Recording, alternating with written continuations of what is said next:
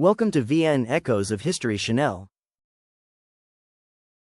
The Life of Xuân, a novelized retelling based on a true story. Prologue. This is the life of Xuân, a woman who walked through decades of hardship with her head held high, torn between love and pride, caught in endless conflicts between mother and child, daughter-in-law and mother-in-law, and the silent walls of her own heart. From girlhood to her last silver-haired days, she carried a loneliness no one could truly touch. Beside her stood Dũng, her son, who both loved and feared her, and Mai, the gentle daughter-in-law who bore the silent weight of a stern household.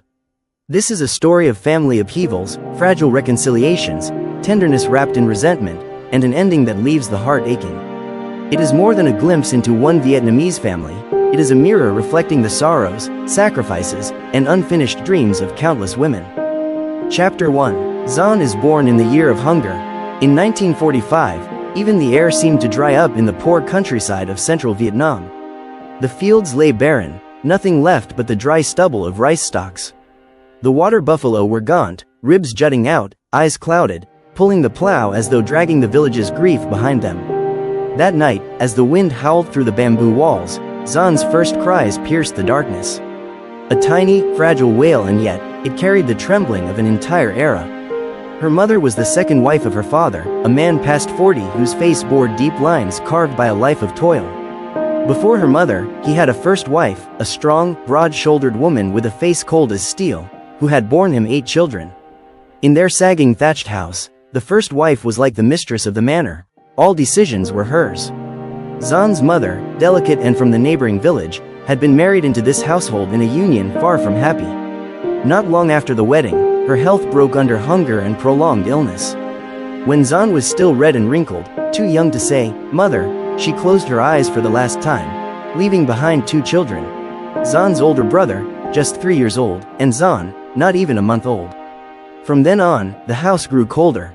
The first wife, who had never liked Xuân's mother, now treated the 2 orphaned children like a burden. Xuân and her brother grew up in hunger, cold, and the sting of words harsher than the winter frost. Chapter 2. A Rooster Raising Chicks. After their mother's death, Xuân's father raised the 2 children alone.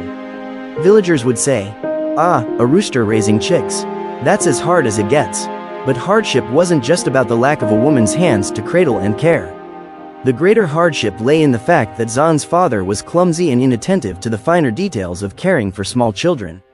He would work in the fields from before dawn, returning home drenched in sweat, his face heavy with exhaustion.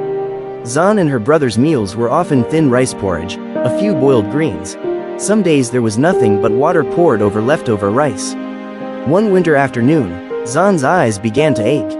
At first, it was just a mild irritation, then they turned bloodshot, tears clouding her vision. When her father returned and saw, he didn't hesitate. He grabbed a lump of coarse salt from the kitchen and rubbed it directly into her eyes. "Let me disinfect it for you," he said hurriedly. Xuân jerked away, screaming in pain. It felt as if fire had been poured into her eyes, searing until they might burst. She writhed, clutching her face, her cries choked. Her brother rushed over, knocking their father's hand away, holding her close as he cried too. "Father, it hurts. Don't do that again." But the salt had already burned deep into her eyelids. Tears streamed down Xuân's face, mingling with sobs and the sharp, blinding agony that seemed determined to steal away her sight. Even years later, Xuân would shiver recalling that day. Her eyes had been saved, but the fear from that afternoon remained like a scar that would never fade. Chapter 3. The Sister-in-law's Shadow. In the household, besides her father, the adult Xuân was closest to was not the first wife, nor her half-siblings, but her eldest brother's wife, her sister-in-law. The young bride had not been in the family long. She was slender and tall, with sun-darkened skin and eyes that always carried a quiet sadness. Married into her husband's crowded home, she managed the cooking for more than 10 mouths while enduring the first wife's constant criticism. Yet, oddly enough, amid the crowd with so little warmth, she noticed the 2 motherless children. The day Xuân's eyes burned from salt, the sister-in-law quietly brought a basin of warm water to the corner of the house, calling Xuân over. She gently washed away the remaining salt, then crushed betel leaves, squeezing out the juice to dab on the sore eyes. "A blind girl's life is hard, little one. Bear with it, you'll get better soon," she murmured. Her hands were rough from endless dishwashing and laundry, but they radiated a warmth Xuân hadn't felt since her mother's passing. She dared not show her care openly. Whenever the first wife glanced over, she would quickly put on a stern face and send Xuân to fetch vegetables or help in the kitchen. But in stolen moments, she would slip Xuân a boiled sweet potato or a rice ball wrapped in banana leaf to take to the fields. To Xuân, her sister-in-law was like a tiny oil lamp in a dark house, small and flickering, but bright enough to guide her through the coldest corners. Chapter 4. A Childhood by the Fields. By the age of 7, Xuân could cut grass with a sickle, carry water to the garden, and glean leftover rice stalks in the fields, learning simply by watching the adults. In the years just after the Great Famine, hunger hovered like a ghost over every meal. White rice appeared only on death anniversaries or Tet. Most days, the meals were cassava or sweet potato mixed rice. Some days, nothing but thin porridge. At dawn, when the mist still lay heavy over the fields, Xuân followed her father to work. While he bent over the plow, she stooped to collect stray rice grains. The cold morning wind cut at her bare feet, caked in mud, but she bit her lip and endured. Once, the first wife sent her to sell a bundle of sweet potato leaves and a few gourds at the district market, more than 3 kilometers away. Her sister-in-law slipped her a boiled sweet potato. "Eat it at the market, or you'll faint on the way."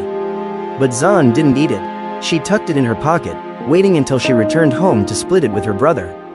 "This sweet potato, it's really sweet," she smiled. Summer noons found her by the river, catching crabs and snails to sell for a few coins, enough to buy fish sauce or salt for the family meal. Even under the blazing sun, her skin burning and her eyes stinging from dust, she wouldn't rest, afraid of returning empty-handed and earning the first wife's scolding.